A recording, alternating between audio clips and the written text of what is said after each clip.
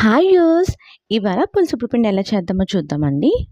ముందుగా మనం చింతపండు, బెల్లం, పచ్చిమిరపకాయలు, కరివేపాకు, అలాగే పోపు దినుసులు, శనగపప్పు, మినపప్పు, జీలకర్ర, ఆవాలు, కొన్ని ఎండుమిరపకాయలు కూడా తీసుకోవాలండి. అలాగే కొంచెం ఇంగువ.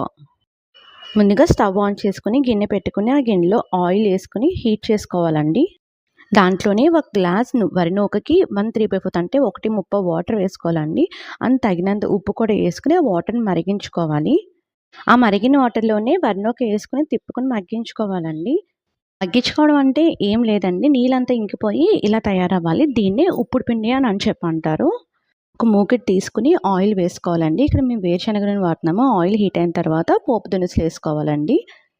పోపు వేగాక పచ్చిమిరపకాయలు, ఎండుమిరపకాయలు, కరివేపాకు, కొంచెం ఇంగువ కూడా వేసుకుని వేపుకోవాలండి. అలా వేపిన మిశ్రమాన్ని ఒక బేసిన్ తీసుకొని ఆ బేసిన్లో వేసుకుని ఉంచుకోవాలండి. అదే మూకిడిలో తీసుకున్న చింతపండు గుజ్జుని, బెల్లం ముక్క, పసుపు వేసుకుని బాగా మరిగించుకోవాలండి. మనం పోపు వేసుకున్న బేసిన్లోని ఉప్పు పిండి కూడా ట్రాన్స్ఫర్ చేసుకుని ఈ చింతపండు గుజ్జును కూడా వేసుకుని కలుపుకోవాలండి.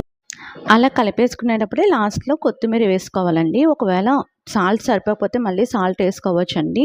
ఆ వేడి మీద కరిగిపోద్ది. ఒకవేళ పులుపు సరిపోకపోతే మాత్రం నిమ్మకాయ రసం వేసుకోవచ్చండి ఆల్టర్నేట్‌గా.